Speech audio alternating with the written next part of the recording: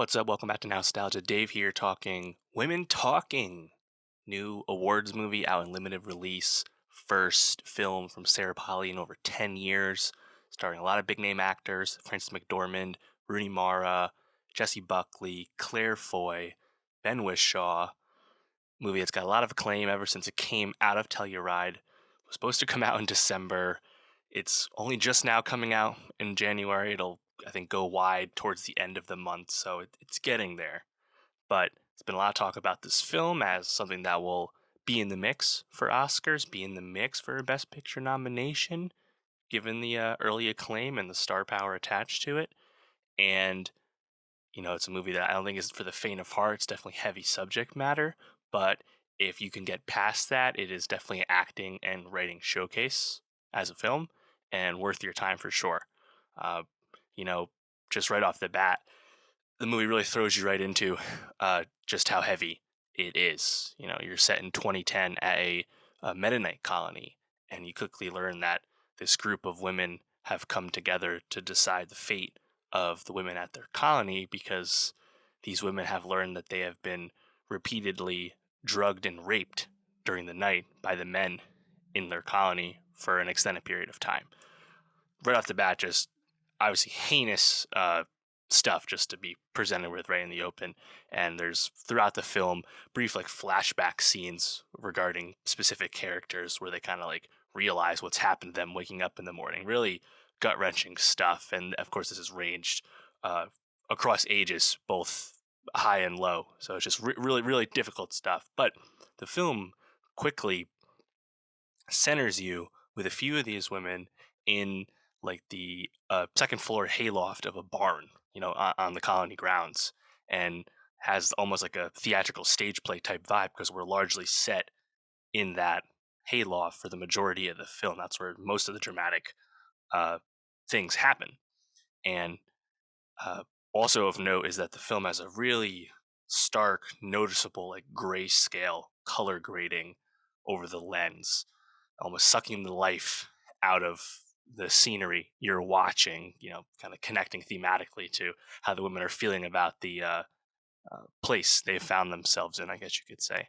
And, I wouldn't call it like the most cinematic film ever just because you're largely in that one place. It is a bit gray and drab intentionally.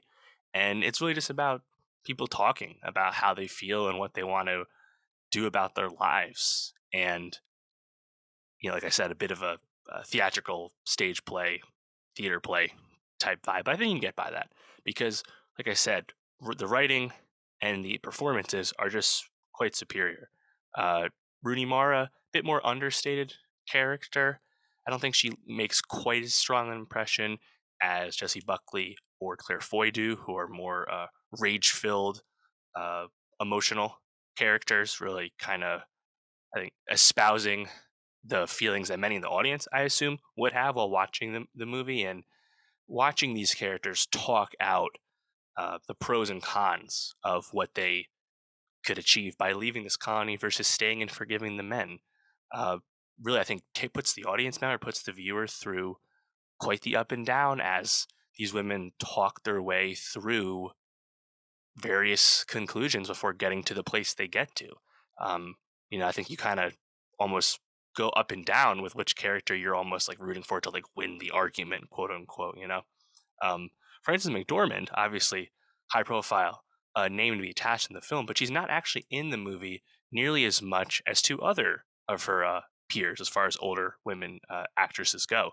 You have a lot more of Judith Ivey and a lot more of Sheila McCarthy, who I think are both quite good. Not as famous actors as their younger co-stars, but they're both quite good.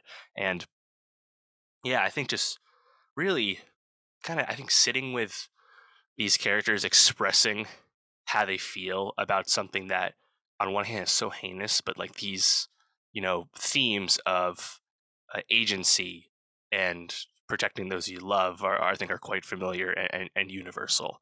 Uh, Interestingly, you have Ben Wishaw's character here as like really the one male character in the whole film who is, I guess, one of the good men, quote unquote, who is tasked to like record the minutes of the women's meeting and what they decide because these women, as traditionalist Mennonite people can't read or write.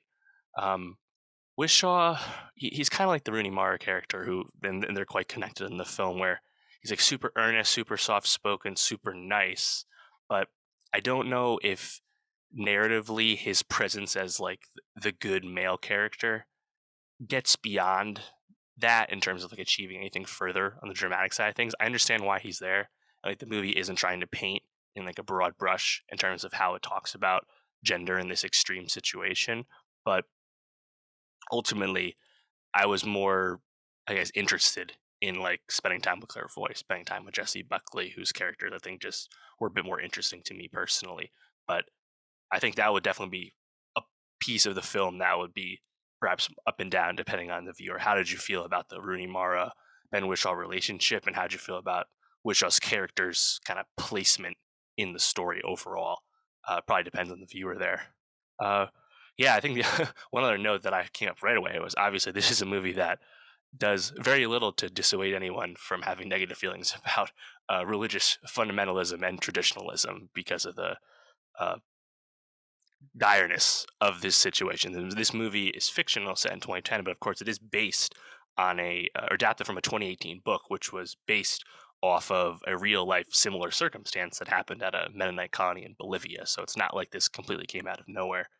Uh, yeah, I think I wouldn't say it ends in like the most rapturous way ever, but I think if you take a step back and think about how it ended and how it was telling its story the whole time, it does make sense. It does feel, I think, thematically complete, but perhaps not reaching like the highest of the highs the way you might expect from other movies that are in like a best picture awards race. So definitely, I think definitely worth the watch because the writing and the acting together really push the movie forward, and that's why you should check it out.